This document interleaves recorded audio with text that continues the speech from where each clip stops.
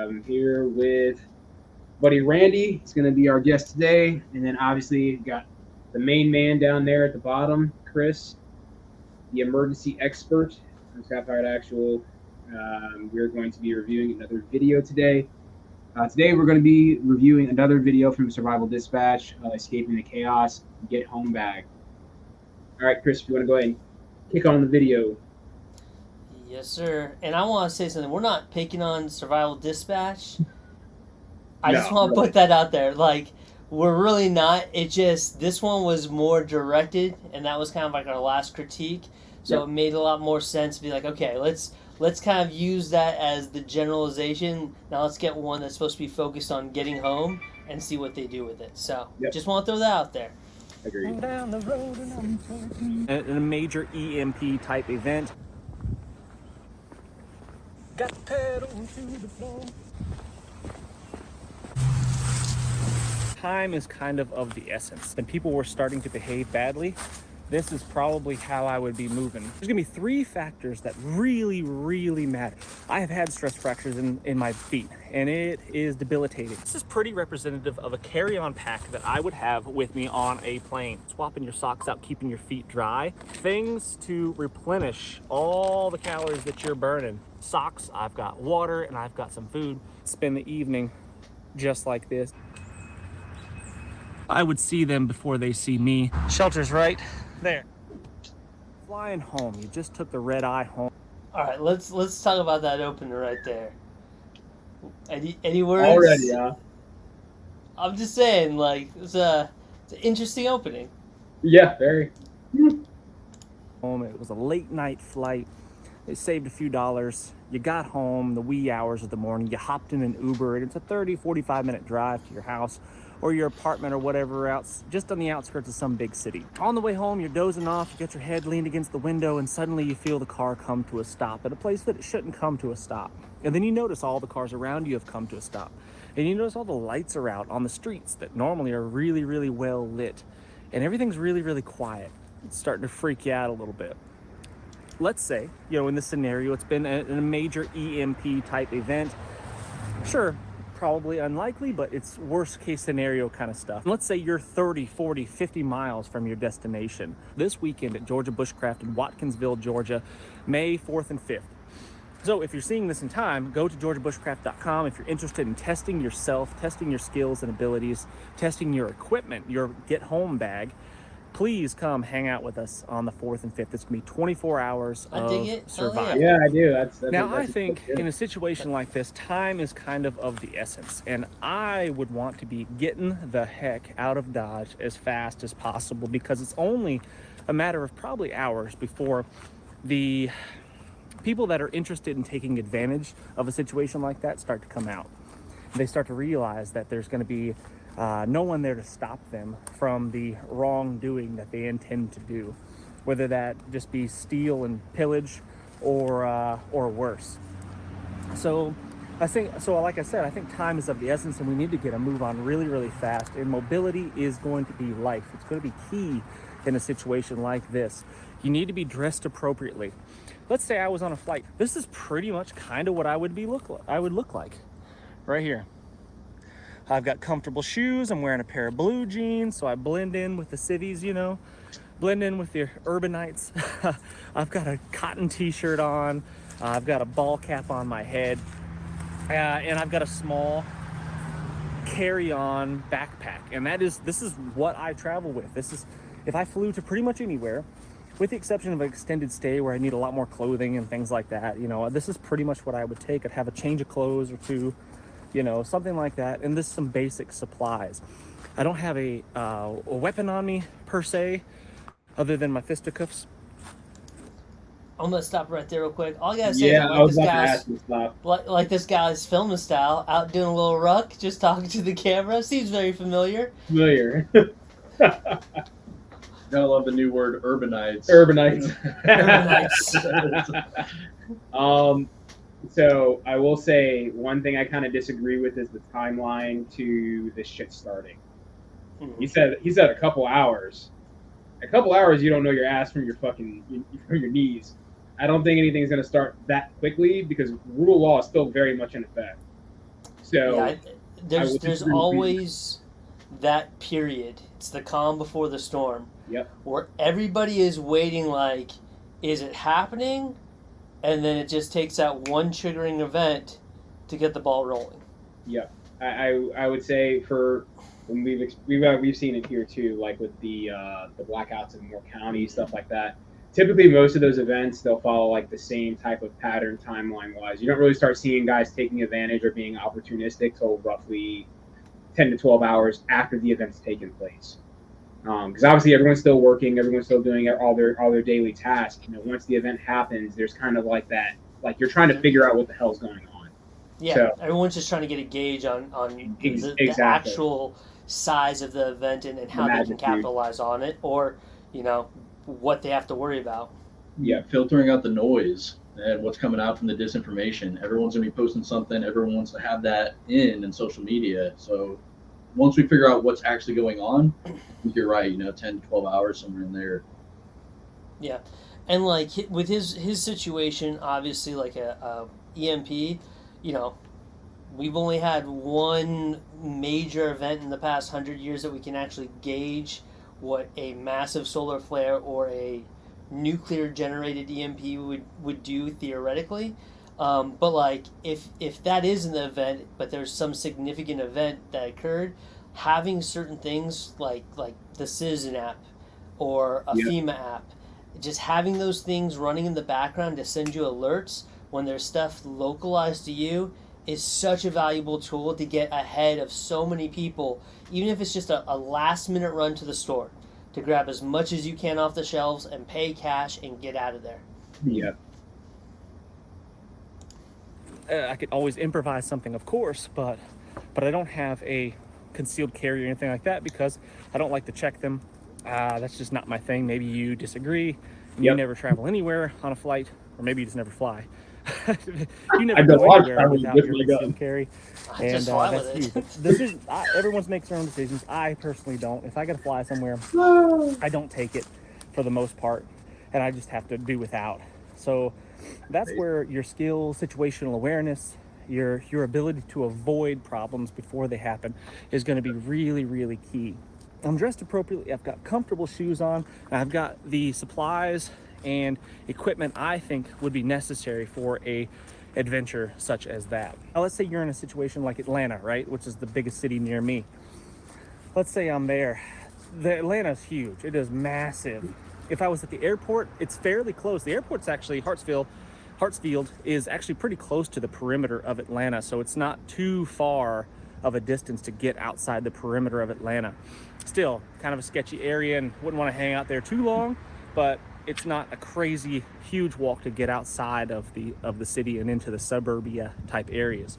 So that's what I'd be doing. I'd be beating feet as quick as I possibly can, and I'd be as fast. I'd take the roads initially until I sensed possible danger and things were starting to heat up, and then I would skirt along the edges of the roads as much as I possibly could. Easier said than done, especially in urban, suburban type areas, but having a planned route ahead of time is really important. But having a map of the area is also important, so you know kind of where the back roads are, and you can navigate from point A to point B without hopefully confronting a lot of issues. I'd be skirting, I'd be handrailing roads like this so I could stay kind of on the outskirts.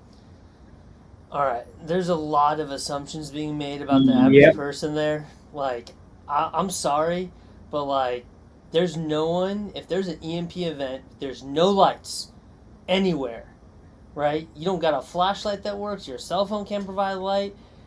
Even if you're comfortable with road maps and I don't know anybody who travels with actual maps on their backpack, they're usually in their vehicle, unless it's someone like us that like, we know the value of having a map, right? In certain places, like if I'm flying to a big city, always want to have a paper map, but like the idea that someone's just going to be able to navigate in the dark in Georgia with no lights, no street lights whatsoever, with a map, it's pretty far-fetched to me.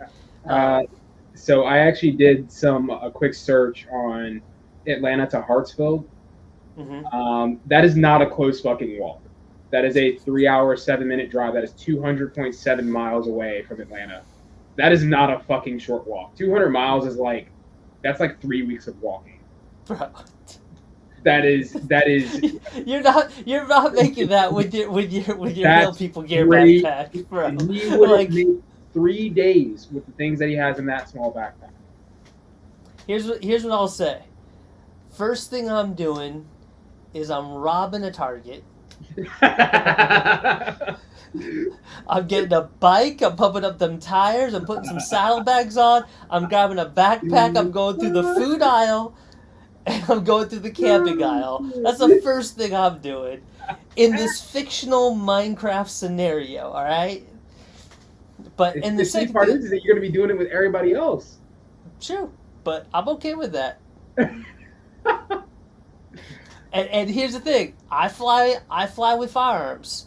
100%. What the fuck? And let me tell you why. Let me tell you why. Because I worked for a self-defense insurance company. I was around lawyers all the time that dealt with all sorts of firearms issues, including firearms being illegally opened when they don't actually have the right as per federal statute.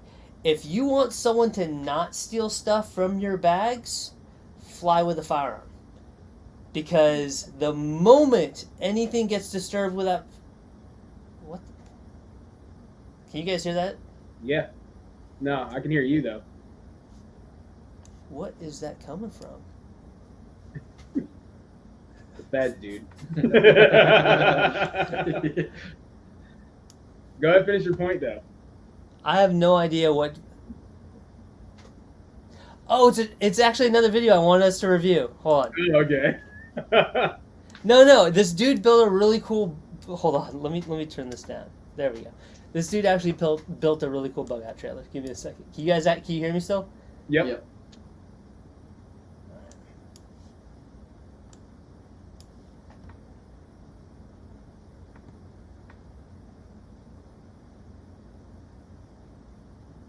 Chirp, chirp.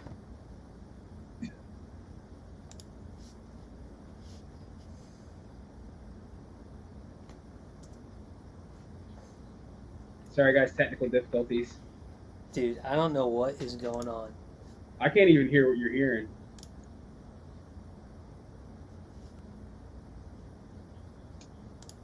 Gotta close it out. But while we're There we waiting, go. I'm about to say, while we're waiting. Sorry, guys. No, it was actually a really cool video I was going to suggest besides this one, but that's for another video. Yeah, flying with a firearm is actually better because once the firearm's involved in a theft, they know the ATF is coming into that airport and everything gets locked down and everyone in TSA immediately goes under investigation who had any sort of access to a room with that firearm. So it's a really big deal. So if you want to keep your stuff safe, fly with a firearm. Good to know. I was going to fly with it either way. Me too. Yeah, it's that's not even an option. Like, if you are in charge of anyone else's safety, obviously, even if it's just you yourself, I'm carrying a fucking firearm pretty much any and everywhere I go. I've carried it to New York. And trust me, I ran through a lot of bullshit going through the New York airport with a firearm, but still, I'd much rather have it than not have it. 100%. And that's the thing. If you're worried about this scenario, but you're making an active choice not to fly with a firearm, Crazy. It's like Crazy. those two things just don't go Don't hand in match. hand. Yeah. All right, here we go. It's just like this. And I could be moving along. It's slower. It's more tedious. It's harder walking. But if things were heating up and people were starting to behave badly, this is probably how I would be moving. Smooth, quiet, just trucking along through the wood line right here, just on the edge of the road. Easy. And I'd be 200 paying miles. attention, looking out. I'd have to probably cross the road from time to time because I might run into a house or something up ahead of me, like I would in this situation. There's a house, you can't quite see it, but there's a house right up here, and maybe I would have to cross the road just to avoid it. Good places to cross the road, look for game trails. Right, here's a game trail right here. You probably can't see it on camera, but there is a game trail right here that goes this way goes up that way and crosses the road right there. So Hey, Chris, go ahead and pause real quick. deer are Okay, so we this is gonna be a long video. I have a feeling. Not knocking this guy. Timelines fucking matter, right? I did the same thing on the Dirty Civilians video where they're like rural Tennessee, and it's 3 hours into that to financial collapse, right? I'm like, one, rural Tennessee, everyone's fucking poor anyway. There's no change of life for people in fucking rural Tennessee. No one's everyone's doing the same thing they were doing yesterday. Methods or they're fucking farmers. So there's not much of a change in that dynamic for them. And people aren't going to be setting up roadblocks and shit 3 hours into an event. So once again, he's putting in way more work than is actually necessary trying to avoid houses and shit. It's just go. Like I said, you hit that 10-hour mark, yeah, sure. I'll go ahead and start turning it up. Maybe I start being a little bit more, I'm obviously always going to be situationally aware, but I'm going to turn it up a little bit, once people have already kind of figured out what's happening and they start responding in kind. So that's just me. I don't know if you got anything for that. Like you hit it on the head, because having that situational awareness is going to be key when you start realizing what people are doing. When I'm going to start getting onto those trails, getting off the roads when people start acting up. It might not be right off the bat because, like you said, it's going to be beating feet. I'm going to be getting to where I need to go as fast as possible. It really comes down to adjusting to your environment. That's all it is. It's taking a look around. How are people acting, right? I walk past this open air market every single day, and it's all hustle and bustle, and then one day I walk past it and the street's quiet, something's up. And you'll be able to pick up on that, hopefully. Not everybody picks up on that stuff, but especially if anyone who's been out into a rural area, especially like this, where you have a wood line, things like this, not a traditional suburbia open area. When the lights go out, it's so quiet out there. Mm-hmm. You can hear everything. You can hear every twig snapping within a good 400 yards of you. And so that's the thing that people don't realize is the opportunists are going for easy targets. Mm-hmm. They're going to be hitting Kmart's, Targets, liquor stores, gun stores, music store, all the music stores, those even exist anymore. They're gonna Best Buy, all those places. I was thinking like Sublime, like Karate King riots where they busted out the music store and that's how they got their guitar. But yeah, no, they're gonna be going for these big opportunity places to get all those things, and then the rest of everyone's gonna be kind of quietly sitting at home waiting for the lights to turn back on. And they're going to do that for we're going to run around, walk around, and get a bike. There's not going to be a lot of people moving around in a scenario like this in the first place. So no. Interesting to see. are sneaky, and they know good places to cross the road, despite them getting hit by cars a lot. That's a separate issue. But they know the sneakiest places to cross the road where they're most likely not going to be seen. And crossing the road on a game trail, not a bad idea. So let's say I was beating feet and I'm trying to cover distance. I'm trying to get there as fast as I possibly can. There's gonna be 3 factors that really, really matter. You could carry. I'm just gonna say this real quick. Walking around the woods with no headlamp that you've never been in, and trying to side rail a road, that's a really good way to roll an ankle or to get busted up with something in your eye. As someone who's done that through more places that I want to do, it is so easy for a branch to hit you right in the eyeball, or for you to step in some pit or hole that you don't see, especially if you don't have night vision and you're just walking around in the dark and you don't normally do that. Just something to think about for future reference. Carry all the gear and all the equipment under the sun. But in my opinion, the lighter, the better.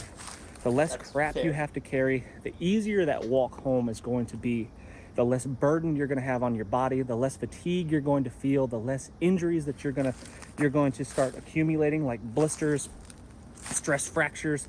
I have had stress fractures in my feet, and it is debilitating. And once your feet are done, you are done. I would be dressed appropriately. Anytime I go to an urban area, I have comfortable footwear on that I could walk long distances in. Well, typically when I'm in an urban area, I'm walking long distances anyway, regardless of an SHGF event. So I would want comfortable shoes and really good socks. I always wear wool socks, always. This is pretty representative of a carry-on pack that I would have with me on a plane. I've also got all my EDC normal stuff minus a concealed carry and a knife in my pockets. I've got everything else. I've flown back and forth lots of times with everything that I've got in me. I've even got a small ceramic blade in my belt, in my Wazoo cash belt, that I have flown tons of times with and never had it. So wait, so he carries knives through the airport, but not a gun. Now that you said he didn't. Oh, Well, he says he has a ceramic blade that he has in his belt that he's made it through TSA. First off, not something I would say on camera. Second off, okay, let's keep going. Unless you guys got something, it's yeah. Had a single issue. Your results may vary, but I've never had an issue. In my pack, in a situation like this, probably top 2 to 3 things that I have in here is gonna be my water filter right here. I have alternative ways to get water, but this one is the easiest and most convenient, a Grail water filter. Yeah. This thing is awesome because it not only gets rid of waterborne pathogens, it will get rid of chemicals that you'll most likely experience in an urban area. So I can get fountain water, I can get water out of the ditch, I can do whatever I need to. I can find whatever water source is available, and I can purify it with this right here. Next on the list in order of importance, is probably going to be a spare set of socks right here. Because if you don't take care of your feet and you're not swapping your socks out, keeping your feet dry, you're going to start to develop blisters, hot spots, and then they turn into blisters, and those can be really debilitating, especially if you've got multiple days of travel ahead of you. I can definitely vouch for that right there. Yeah. I have wool socks on right now. It was 95 degrees out. You wanna know why? Because wool's the shit. Yep. I'm going to challenge the scenario a little bit. He's talking about going 200 miles.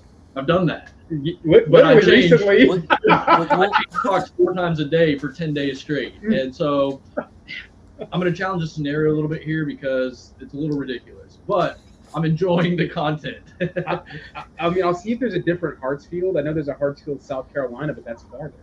I mean, let's just view it like the average commuter to an airport is roughly around 45 miles away, right?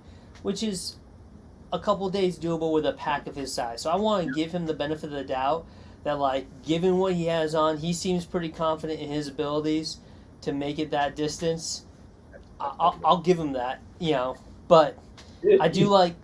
Wait, what's not checking out? So I looked up the other Hartsville. It's in South Carolina, but that's 4 hours and 15 minutes. 280 miles.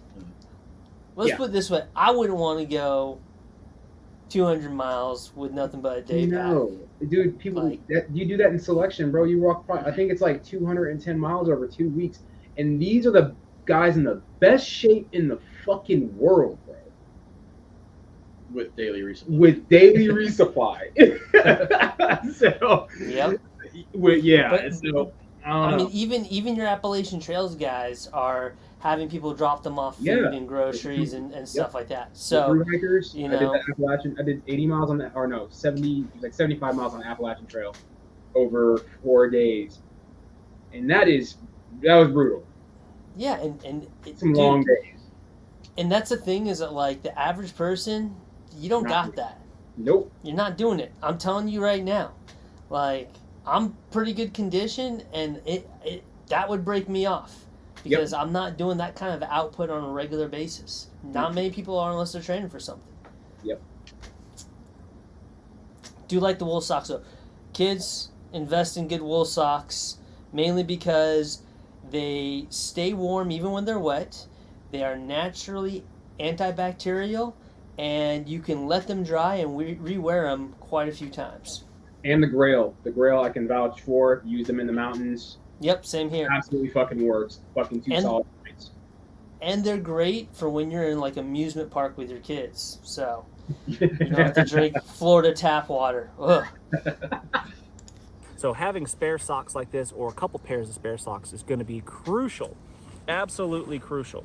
Spare clothing, I think, is important too, but especially socks. Yeah. And then third thing on the list is going to be calories. If you don't have calories, things to replenish all the calories that you're burning, you're going to run out of steam really, really fast. If you're not replacing electrolytes, that's something I need to add to my pack, actually. I just drank them, is an electrolyte replacement. If you're not replacing that stuff, your muscles will start to cramp up and your body will fatigue to the point where you can't continue any longer. Inflammation gets worse.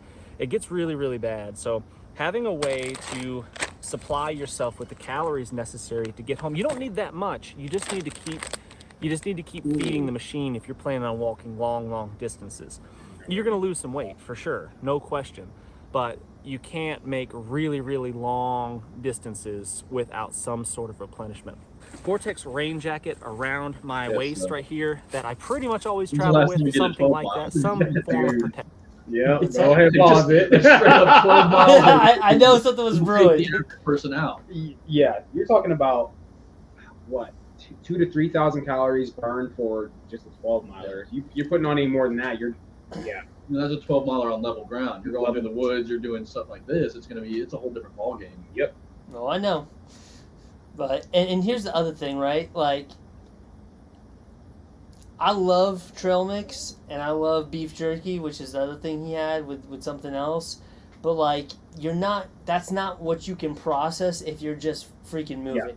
Yeah. Heavy protein is not it. That's gonna take so much water out of your system Mm. just to break that down. 100%. And so you're gonna want gels, you're gonna want goos, you're gonna want the shot blocks, because and like, guys, this is a problem that's already been solved for us, right? We just have to look at what ultra marathoners are eating, and that's a really simple way to be like, oh, what are they eating now? One of the best ones in the world eats cake frosting, as like her go-to calorie intake, but it's pure sugar. Like, you're basically, that's what you need in that scenario with salt and fat. But like, there's so many products out there. Like, the standard trail mix is fine if you're camping, or if you're gonna be sitting in one spot and you're gonna be there for a long period of time. Dude, bust out the trail mix. But for going long distances for extreme amounts of time, you do not want something that's going to take water away from you. That's one of the worst things. It's going to weigh you down. It's going to slow you down. You're going to feel like shit because you're going to feel like you have a rock in your stomach. Protection. So as long as I'm dressed appropriately, I can protect myself from the elements. And I have socks, I've got water, and I've got some food. I can get myself from point A to point B. Solid first aid kit, definitely important. You just never know what's going to happen. Auto accidents, collisions, people acting badly. You just don't know. This is my OSH kit. The only thing that's not in here is the blade, is the Ulu, because flying on a plane with a blade is a no-no. There is the ceramic one in here. I have pretty much all this stuff minus the shelter sheet. There is a Mylar blanket in here, and there's some Wazoo fire cards. Everything else I pretty much have in my belt, so I would carry this or wear the belt. One of the most common comments that I've gotten on this kit right here is that I can build it for less. You know, you may be right, and I encourage you to do so. I want you to build your own kit. I would rather you spend the time and energy learning about the gear and stuff that works versus what doesn't work. I support that, dude. I would rather you spend that time learning about that kind of stuff and experiencing those things for yourself than just buying a kit like this. I want you to make your own kit. However, if you don't have the time and you want something that actually works and you don't have to go out and field test it per se, then I think this is a solid choice. But I agree with that. You're paying for convenience. I totally understand that. I get it. I get that. That being said, if you're gonna do that, buy two. Use one, keep the other one in pristine condition. Yep. Because you don't know, like, I don't know this guy. I like the content. I don't think it's bad. I think there's some good points, and there's some stuff that doesn't fly with me personally that I wouldn't do. But regardless, don't ever take someone at their word that you could just toss down a bag that's going to perform for you. Yep. You gotta use your stuff. Like, you have to. So that's my PSA on that piece. I've got a lot of small supplies in here, and this is a backup way to purify my water. I can boil it in here if I had to. In this type of situation, I'm not going to want a campfire. I'm not going to be wanting to do that. I want to lay low. I'm just going to be trying to get from point A to point B if I have to stop and rest. Now, let's say I've been walking all day. I've covered 20 plus miles, right? I would probably want to, or need to rest. Maybe I wouldn't want to, but I would probably need to rest my body a little bit, get a bite to eat, rehydrate, and rest my body so I can continue moving the following day. Moving at night, moving at during the day, that's debatable depending on the situation, but I have my feelings on that. But anyway, moving on. If I needed to stop, I would look for a spot kind of like this. So the road is right there, and there's another road right here, and there's a house right there, actually. All right, I'm gonna pause it right there. I want you guys to look in the background. How many logs and branches and stuff skirting that road? You're gonna hike that during the night for X amount of miles rather than just going up and walking a perfectly graded flat road to get home as fast as possible. I'm gonna tell you right now, going through the woods and hand railing a road is gonna take you 4 times as long than just going on the road and getting a shuffle going. So, say it again, speed is security, especially in the opening act of any disaster. The faster you can respond to stuff, the faster you can save lives or save yourself. Yep. And even then, like now you're talking about moving at night, right? If you are running on the road, you can actually now move at night. It's actually completely applicable now instead of doing it in the woods and possibly risking getting hurt in the process. Well, and if this is the scenario he says it is, right? There's an EMP. There's no cars. There's like one dude with a 76 Chevelle, like just having the time of his life, and some dude with like a dump truck that probably still starts because it's from 1964, and that's it. So like you could run on the road and there's probably no one around, and it's pitch black. Who's gonna see you unless there's someone else running on the road? So something to think about. Yep. But well, I'll show you in just a second. But if I was up there on that road, there's no way I would see this spot right here because of the terrain, right? I've got varying terrain, the micro terrain here. I can hide behind vegetation, and the hill itself is blocking anybody's view from this spot right here. So I could lay down right here, lay low for a while. Car just went by. You can't see the car, so they most likely can't see you. But anyway, if I needed to bed down here for the evening, I've got some extra clothing. I've got like a wool cap and stuff in my pack to help insulate me from a cooler evening. Especially if I'm sweaty and wet and stuff like that, it's a good idea to have some spare clothes. But anyway, I could put on my rain jacket, and then I could crawl into this SOL Escape Bivy. I like these a lot because they're fairly durable. I have one of those. And they don't weigh anything. They're super lightweight. They don't take up much space in your pack. And it's the easiest, probably the most low profile, sneakiest shelter that you can get. You just unroll the thing. It's lined with Mylar like that, so it's going to reflect some of your body heat back to you.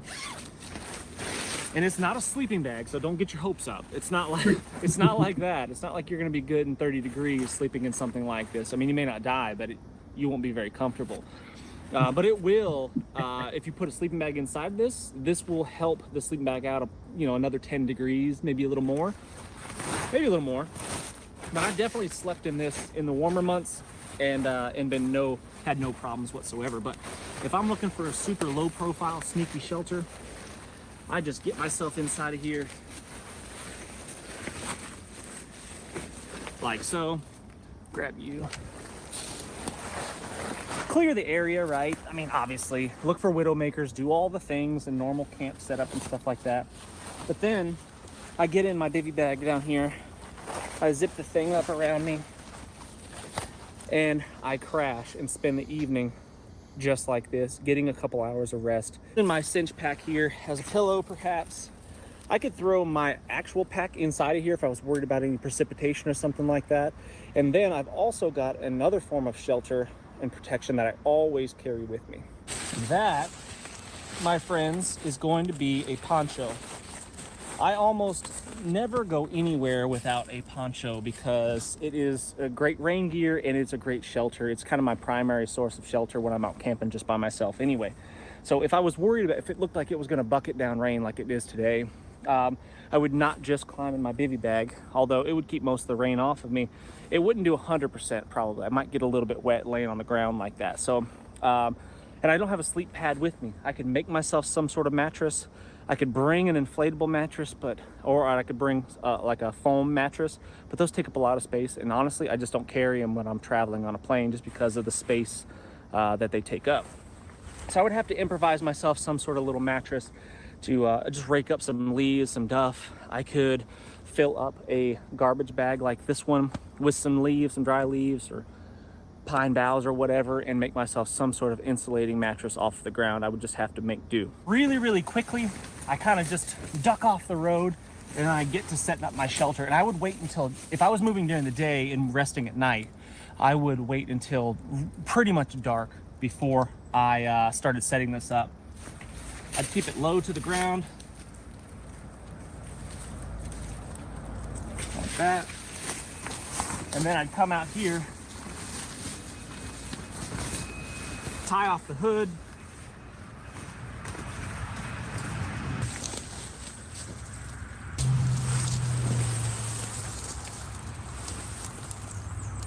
one of the things I like to do is just prop up the center of my tarp right there using just a small sapling like this one. I'll just bend it over. Anything you guys got? I mean, honestly, the way he constructed with the poncho is legit. Yeah. So Yeah, he did a good job. I have no problems with that at all. He is sleeping down slope during the rain. That's the only thing I thought of when he was talking about creating a shelter and staying dry. Bivvies are also water resistant, not waterproof. Eventually, the water starts to seep through. This is a guy. I've spent a lot of time in bivvy sacks, and Same. I've on Confirm. They about 30 minutes of heavy rain. If that thing's going to give up, and you're going to start to get soaked pretty quickly.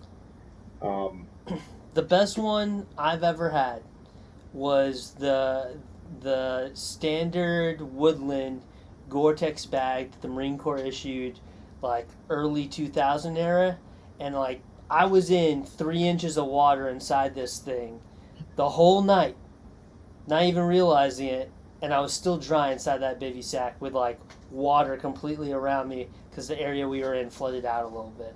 Yeah. And that's like literally the only one. But the whenever you have something that's that waterproof, understand it's not going to breathe. So like you're gonna have to put an opening somewhere to get fresh air circulating through there, and if it doesn't breathe, then your own respiration, the condensation of your breath, collects inside of that bivy sack, because what can't get in also can't get out, and you're gonna still perspire, and you're gonna still get water inside of there, and you're gonna think it's from its outside, but it's not. So you got to use these the appropriate way to make them work right. And the other thing that he said, and we talked a little bit about this on the last video, if let's say this isn't an EMB situation like he first described it as, for me, I would prioritize moving at night to minimize people seeing me. That's when I can get really up there on the road and be jogging along the road and then ducking off periodically when cars are coming if I'm traveling at late at night.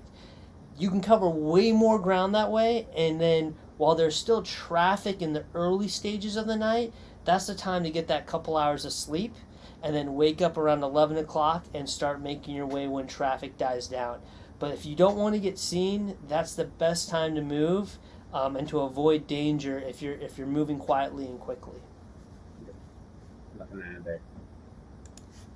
And that springiness of the sapling suspends my shelter up and gives me a little bit more room. Good hack. So there we have it. I take my kit and I throw it in there. Camp is made. Now I'm protected from the nasty weather. It's gonna help insulate me a little bit, and I still have a visual of the world around me. I can still see that road up there. So if someone was to be approaching on foot, perhaps, I would see them before they see me, most likely. Now, if I was traveling on the path of least resistance up here by the road, or even next to the road's right there, I'm walking along. That's a good too. I love it. Because of the location if I get a little closer, see it? Shelter's right there. Right?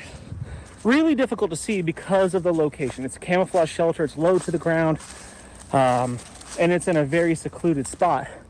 So that is all those factors are working for me to keep me hidden, and I can lay low and get myself some much needed rest before I move on the next day. I like to keep spare clothing and stuff in this waxed canvas bag, this cinch pack from P&W, because it will help keep things dry inside of my pack. And I also have the poncho, so if it was raining down on top of me, I put the poncho on and drape the poncho over top of my kit, and everything stays dry. This is a sniper's veil, which helps me camouflage into my environment regardless of the clothing that I choose to wear in an urban environment, like a gray t-shirt or something like that, or a brighter color perhaps. I can drape. So my man's is traveling with a sniper veil, but doesn't want to fly with a gun. I mean, come on. Like, where are we going, first off? Where are we coming from? That this is the only kit you have on you? Like, well, I'm pretty sure the last time I flew, I was wearing flip-flops, so this dude's doing better than me. I'm wearing Crocs. But what I'm saying is, like, that makes more sense if you're going on, if I'm going to Jamaica, right? Or I'm going to, like, Miami. Like, that makes sense to me. But, like, who's coming back and this is what you took with? Like, that doesn't make any sense. Like, you would have had luggage with your regular clothes. You didn't just go in a t-shirt and jeans and your Zero shoes. Like, let's be real here. Like, I can drape this over top of me and disappear really effectively. Like I said, I've got my wool cap in here to help insulate me from the cold if I should have to sleep out unexpectedly. and a canvas bag versus, like, a waterproofing bag. A waterproof bag, yeah. Like, it's going to take up way less space, and it's going to pack down so much tighter. But you got, like, a drawstring camel or canvas bag or whatever it is. Like, Yeah, and it could be folded over. So, I mean, sure. Fair. I mean, it's just, it doesn't seem You're being like so critical right now, Chris. I'm sorry. It's 8:45. It's almost past my bedtime, all right? Old man Chris is coming out. Yeah. I've got some cut-resistant gloves. I've got a bandana multi-purpose cloth right there from Wazoo Gear. And then I've got myself an inexpensive Baofeng radio. So if my phone wasn't working and I wanted to know, just listen to AM radio perhaps and figure out what the heck is going on, right? You're left in the dark, literally and figuratively. You don't know what's going on. You're left in the dark. So having a way Where's your earpiece? to get some intel, get some info on the world around you is really helpful, if not just for the sheer comfort of it. So a radio like this one I think is important. Or some maps. These are just some pages ripped out of a atlas, a road atlas. It's Atlanta and it's the state of Georgia. So with this map right here, That's although awesome. it's not I'm extremely glad you did detailed, that. I Makes would me know happy. where the major roads are, and I could kind of skirt along those major roads. I'm looking into getting some more detailed maps because unfortunately I do travel to Atlanta quite a bit, and I'm trying to up my navigation game. And my friend Bill Stoker from Stokermatic, if you're not following him on YouTube, make sure you do. Stokermatic, he is the land nav guy. I'm actually taking a class with him this weekend with my son. But anyway, he's told me that I can print off some really detailed maps of very specific areas that I choose. So I'm going to be doing that for future reference. And along those same principles, let's say that the scenario was the EMP. You know, we all use our phones to navigate. What's the go-to you guys use to print off maps for different areas? Do you strip maps For me, I've used Caltopo. That's what I've used primarily. That's how I used to. Yeah. What about you? No. No. I mean, we have a map place here on Bragg too. What's that called? It's on Yadkin. Will they actually print off on Tyvek for you and stuff? Yeah, it's a game store, so we go there for the laminated maps. Obviously, you can get maps at Fort Bragg, but they laminate it and they section it off, so Nice. it's foldable. So you fold it, and you can actually stuff it in like the back of your map or something. Dude, I want to get like for areas that I'm interested in. I want to get the Tyvek ones, and then you can print information on the back as well. Like think about like the E&E chits and stuff like that, where you had the area maps. Like very similar, but then you can also use it. You know, it's waterproof material. You can use it for a variety of other things as well. That's somewhere down the line in terms of like getting that, because those Tyvek maps are extremely expensive to print on, man. I fucking bet.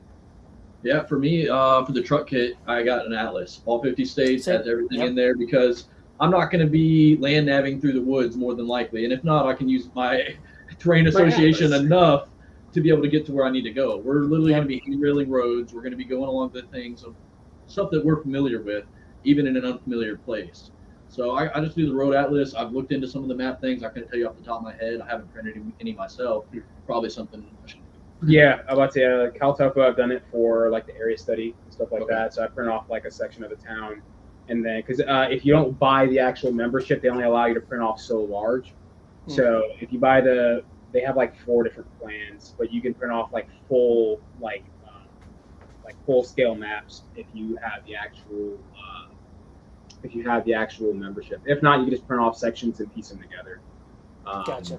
A little wrist compass would probably do this guy really well too. I haven't seen him pop out a compass yet, but if you're going to terrain associate, you should probably know what direction you're going in and not using the sun to find out what's east and what's west, and then finding out based off that.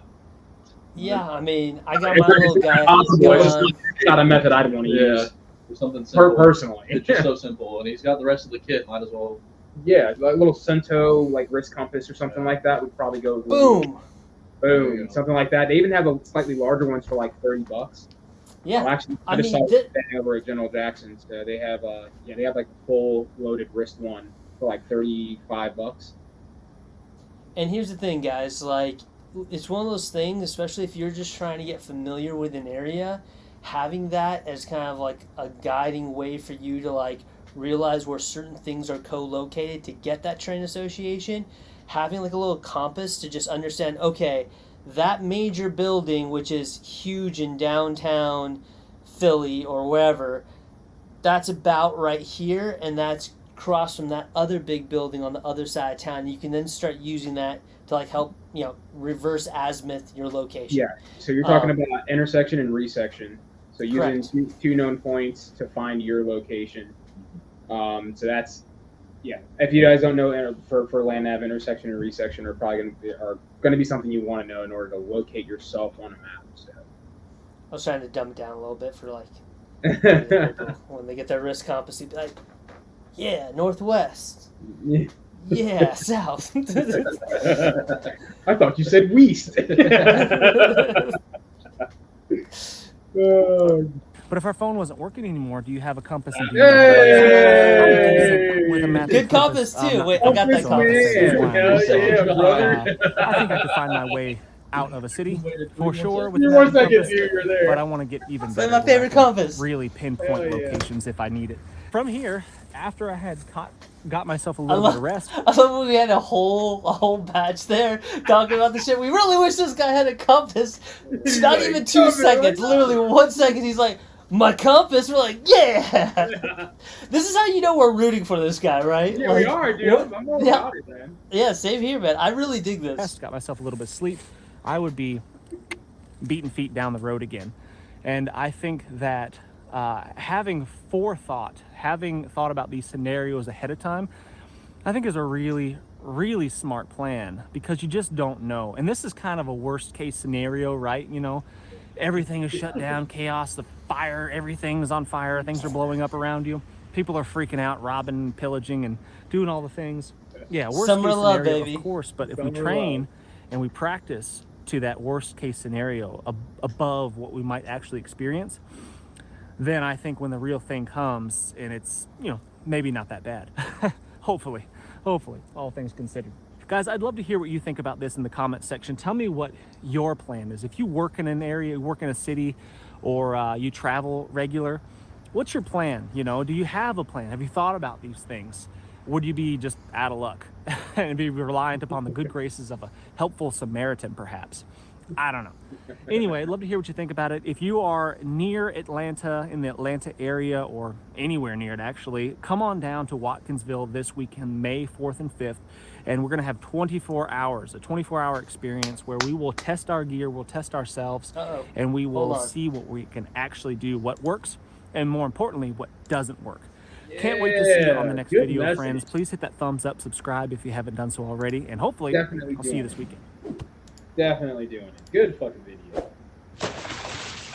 All right. So, going ahead and kind of moving into A get-home bag can be one of the most important. Yeah. So one thing I haven't seen in any of these videos so far is something super duper simple, and it's networking, right? If you happen to be in an area where you know people, you can stave off that suffering quite a bit. You can have checkpoints you stop at, people you go visit on your way in. That's a resupply. That's everything. It's shelter, some security, because I'm sure they have guns. So especially in Georgia. You know they got guns. Oh, 100 fucking. Especially in Atlanta. Oh yeah, 100%. So that's probably something good to incorporate into your plan. I like that he said find out what works and what doesn't work. He's actually out there doing it. That is such a fucking huge thumbs up for me, personally. Yeah. Like and the fact that like he's putting together these events, you know what I mean? Like, yeah. Oh, like I dig this dude a lot, and like we're doing this because it's fun and it's easy to like find stuff wrong, but like I love when guys do videos like this because the number one thing is it makes people think, what about my situation? Like what would I do in that scenario? Yeah. And that's a lot of what this is, because as I've said before, and I'll continue to say, any guy who just gets on there and just gives you blanketed stuff, like you should get this and you should, it's like, yo dog, that's what you needed. Yeah. Or that's what you think you needed. I see your shit still in the packaging. That doesn't necessarily mean that's what I need, and so we need to talk about what the needs are first based off of a variety of factors, right? And like the thing that's kind of funny is how many people would have checked the distances on what he said, right? And it's not calling them out, but let's be honest. 200 miles, you ain't making it with that backpack brutal. and like the 1,800 calories you got in there. Like, it ain't happening. Yeah, you ain't stretching that. Like, that's not happening. And like you brought up a good point with like the way obviously your body digests things, right? Eating things that are protein dense when you're already kind of, I won't say at a lack of water, but if it takes a while to find a water point, yeah, you're right. It's gonna consume a lot more calories just to process the meat. So, yeah, solid point for you. And another big thing is too, you know, and this is something I've talked about with people before, is like if you travel along a certain route quite a bit, and like instead of like just taking the traditional hotel, if you stop along the way in your travel or whatever, like go to an older Airbnb and establish a relationship with the owners, right? Like stay there 2, 3, 4 times a year, bring them business, like show them that like you guys care and stuff like that, and like show up, you know, bring your wife, do all these things, like build a relationship there. And then if something happens along that route, you're gonna have a place to stay when the time comes. You'll be able to knock on that door, and a lot of times I've made relationships with Airbnb owners where, you know, we hung out afterwards and like still talk to this day, and they ask me when I'm gonna come back down to Florida or when I'm gonna come out to Arizona, stuff like that. So like this is where that rapport building is such a valuable skill, and learning that and being open to like making relationships is so key for stuff like this. Yeah, I think he kind of hit on at the end. You know, he's creating these scenarios to be worst case scenario, which I get. But find me somebody who's realistically going to fly like that with a bag like that, right? I mean, things in the world right now. I mean, look at it. It's not great, but I'm not going to go out of my way and build this kit to fly with every single time. I think going back to what I was saying earlier, I want to challenge the scenario a little bit. I would have liked it to be a vehicle scenario instead of a flying scenario, to where, hey, you got this kit in your truck. A lot of people, hey, have stuff in their truck or their vehicles where they are somewhat more prepared, and they actually have a bug out kit like that. You know, a get home kit, essentially. Yeah. However, it is fun to think about. Okay, so I would go back to what you were saying about going to Target, and that would be a more realistic. Like, hey, you fly, something happens, time to go to Target, hit it up, and then get home, because I'm not flying with that stuff. I'm sorry, it's not realistic for me. The second thing was I love to see that he's going out there and training. I want to see the follow-up to this video for that 24 hours, that 24-hour event, as long as they do, and I want to say at least 15 miles. At least 15. 12 is a lot. 15, but get up there to 20 in a day, you're going to get that suffering. That's really what's going to come down to. You do a single day of 20 miles, 15 to 20 miles, that's going to suck. Now try to do that for, what do you say, 200 miles? So yeah, 200 miles is, dude, and that's if you're cooking every single day. Let's just say the average person cooks at, let's say 10 miles, 10 miles a day, I think that is 20 days. And that's not talking about your body breaking down. That's not talking about, especially if you're not prepared for it. Like right. I've done a yearly gut check since I've been over in Squick, and doing a gut check in the fucking mountains, doing 18 miles a fucking day, bro. Like day one is by far the roughest, and you don't even know if your legs gonna work the next day. So he's like, I'll eliminate the movement. 3 days, right? SEER school, we did 3 days of surviving. Yeah, we had to survive with what we had in our bags, which wasn't much. So surviving on the land, and we were beat. We were dead after just 3 days without a lot of movement. Yeah, sure, we had to build a shelter, we had to do these things, but we were dead. Yeah. So I don't know. Like I said, it's cool to think about. It's fun to create these little scenarios and train for. The brutal reality though is not seen by most. Yeah. So it's like it's easy to kind of prepare for this and even train for it, but then you're talking about being under duress, being out in the woods. Like you're not getting a break. You're doing that for 20 days straight, and you've never done it. And here's the other thing, right? He was traveling through a lot of slope terrain, right? Slope terrain, yep. And here's what I'm gonna tell you: as someone who's walked for miles along a ridgeline on the bottom side of it to avoid cresting and skylining myself, right? When you walk on varied terrain with a degree slant, by the time you sit down after 4-5 miles of that, your ligaments in your ankles and your feet are so messed up. I don't care what you're carrying, the having to lean into that and stabilize while you're walking the whole time is a nightmare. And so like even being up on the road for that long period of time, once again, look at endurance runners. Look at these ultra marathoners. You're talking the best runners in the world going 100 miles still is going to take them, you know, however long it takes them, 30-something hours, whatever. And that's the best dude in the world non-stop. And when he's done, he's probably going to take a trip to the emergency room. Yep. No. Or be not walking. yeah, dude. Oh, man, dude. This dude's feet were cooked when he got back, dude. 225 miles. You had a full-time medic. Yeah. You had a full support staff. Like, that's brutal. Yeah, so those gut checks. Walk It Out. If you guys want to check them out, let's Walk It Out. It's a group that goes from Fayetteville to the beach and back in North Carolina. So that's awesome. 225 miles. Oof. It's great. My feet hurt thinking about it. Yeah. Like I literally when you said that, like I flexed my toes a little bit. I was like, ooh, no, thank you. Yeah, dude. I'm good with my little ruck runs around the neighborhood for 3 to 6 miles. Yeah.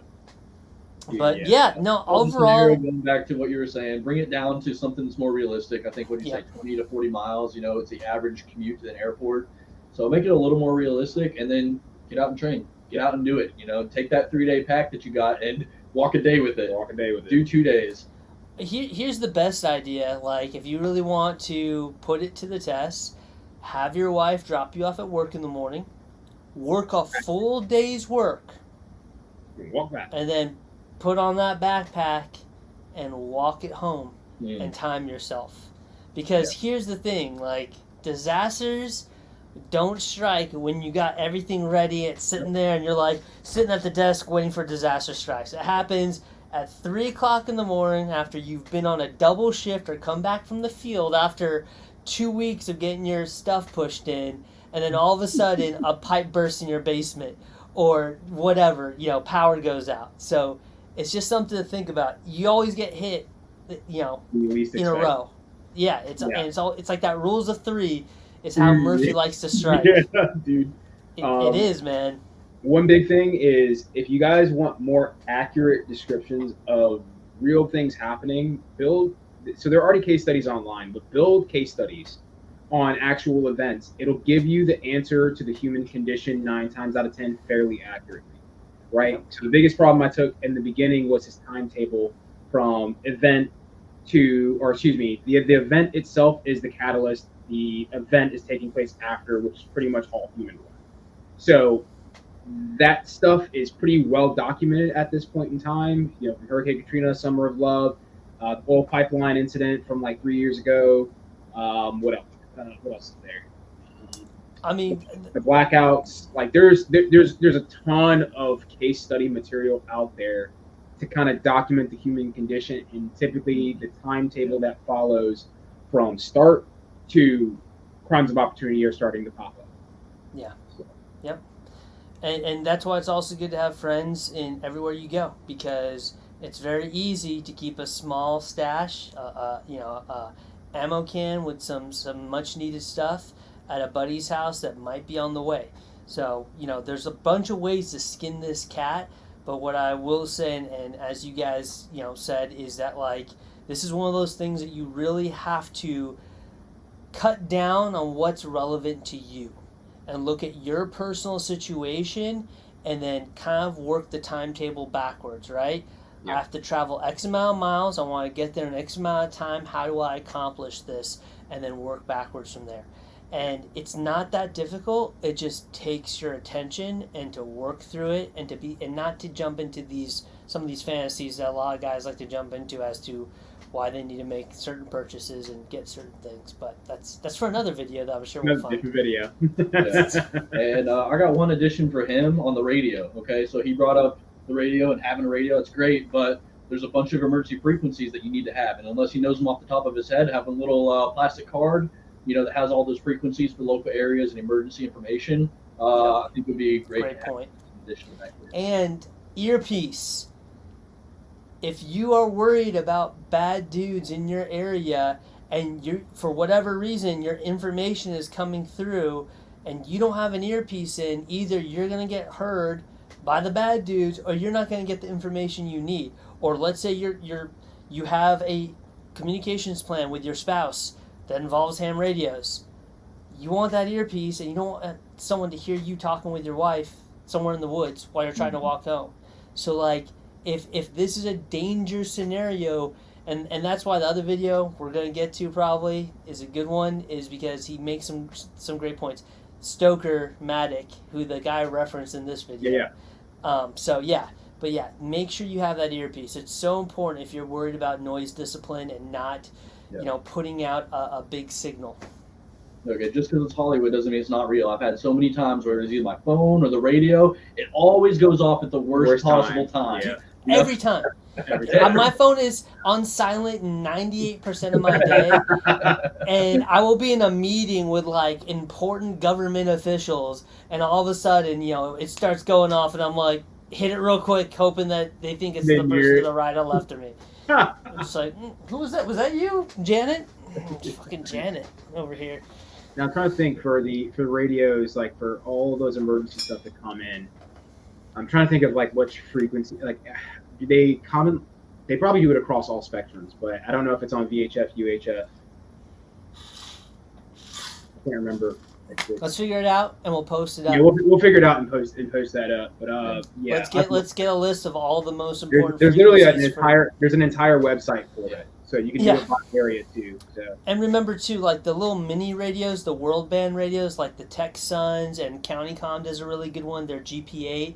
Those world bands are also extremely good to have if you're trying to collect information.